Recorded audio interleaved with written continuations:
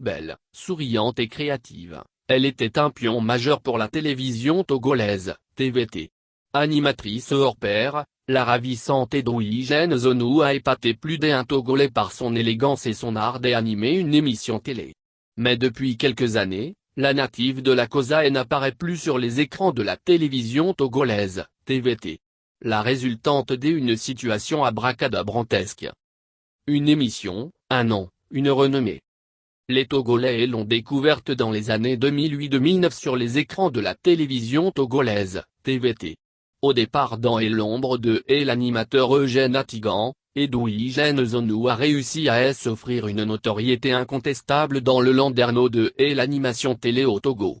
Aux commandes de Et l'émission Couleur des vacances, émission saisonnière pour distraire les téléspectateurs de la chaîne nationale et donner plus de goût aux grandes vacances, la native de Kara drainera encore plus de fanatiques avec l'émission Midi Délices.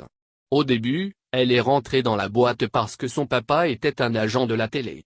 Et a commencé sous le parapluie d'Eugène Atigan pour devenir, avec le temps, l'animatrice vedette de l'émission Couleur des vacances, nous confie une source. Véritable carrefour de l'actualité culturelle et sportive qu'est son émission phare, qui se déroulait dans une ambiance bon enfant, Edwige Nzonou, avec des chroniqueurs qui jouaient parfaitement leur partition, chacun selon sa rubrique, a réussi à mettre tout le monde d'accord sur ses qualités et talents d'animatrice. Bref, en 6 ou 7 ans, elle a fait de Midi Délices, par sa façon d'animer, une véritable vitrine, d'une part pour la culture togolaise, et d'autre part pour la TVT qui drainait une panoplie d'annonceurs comme Togo Cellulaire par exemple qui se bousculaient au portillon de cette émission dont beaucoup de Togolais, sans différence de génération, en raffolent. Animateur de télé, très stratège, elle est d'une carrure spéciale, témoigne un de ses anciens collègues. Sa beauté attirante m'a fait aimer son émission. Mais après, j'y ai découvert en elle, une dévouée qui aimait son travail et qu'elle faisait d'ailleurs bien. Elle est toujours décontractée et faisait jaillir sa bonne humeur débordante sur les téléspectateurs que nous sommes, dira, pour sa part, un de ses nombreux admirateurs. Des témoignages laudateurs, il y a une pile sur la personnalité de cette jeune dame. Malheureusement, le succès de cette émission constituera également le début des ennuis à celle qui a le privilège de faire augmenter, de lundi à vendredi, entre 11h30 et 12h45, et l'audience de la première. Au départ, un congé problématique. En effet, de nos recoupements, tout serait parti des indifférents que celle-ci a eu, courant 2015, avec la direction de la télé au sujet d'un congé brusque que celle-ci a demandé contre avis favorable de la direction. Elle a demandé un congé jugé brusque pour une émission à succès comme Midi Délices. Et sans avis favorable de la direction de la télé qui visiblement ne s'y attendait pas, elle aura disparu de la télé pour réapparaître après. Mais entre-temps, celle qui avait voyagé en France avait été substituée. À son retour, elle a été mise à pied. Conséquence, elle est restée à la télé pendant une longue période sans jamais réussir à reprendre les commandes de son émission, jusqu'à ce qu'elle ne retourne en France où elle vit depuis quelque temps déjà, nous informe une autre source dont nous taisons le nom. Une étoile méchamment éteinte. Il nous revient que le problème semble bien plus profond qu'on ne le résume à une simple mésentente autour d'un congé. De nos investigations, ressortent des révélations. Elle était pigiste au départ. Donc elle n'était pas payée, parce que elle n'étant pas fonctionnaire. Elle percevait juste des forfaits pour ses déplacements et autres, nous confiera une autre source. Et devant une telle situation, précise, par ailleurs, une autre source concordante, et l'animatrice vedette, convaincue de la plus-value que représente financièrement Midi Délices à la télévision, par instinct humain, a voulu que sa situation soit exceptionnellement revue.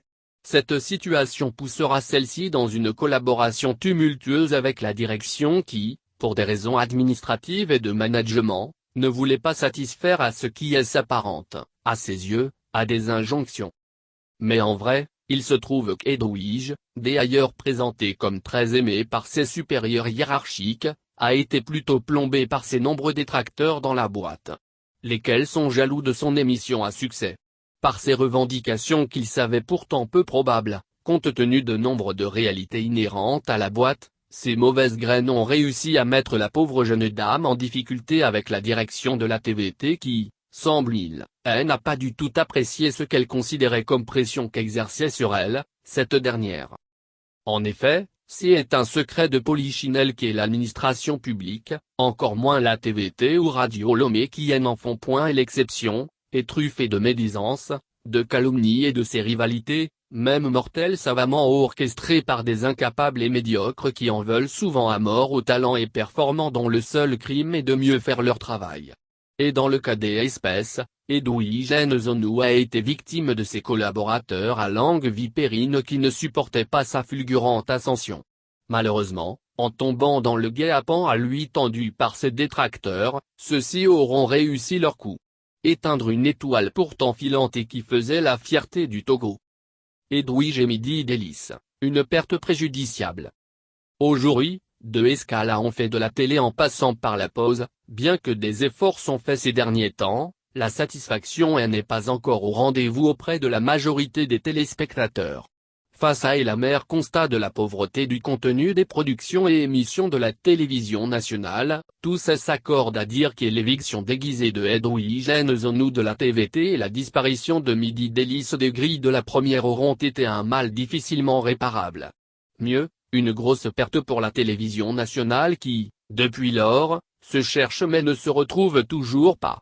Ceci, avec des émissions de variété qui, malgré la volonté affichée des animateurs et chroniqueurs de faire du mieux, manquent globalement de punch, de quoi faire accrocher les téléspectateurs à la TVT. C'est en somme une exhortation aux décideurs, lancée dans une approche réformatrice de la chaîne mère au Togo, de veiller scrupuleusement à mettre l'homme qu'il faut, à la place qu'il faut. Certes l'homme est faillible. Mais l'idéal est que même en cas de dérive, l'on privilégie le dialogue et entrevoir une piste de solution qui ne soit pas préjudiciable, in fine, à la TVT. Et le cas Edwige Zonou est une illustration parfaite.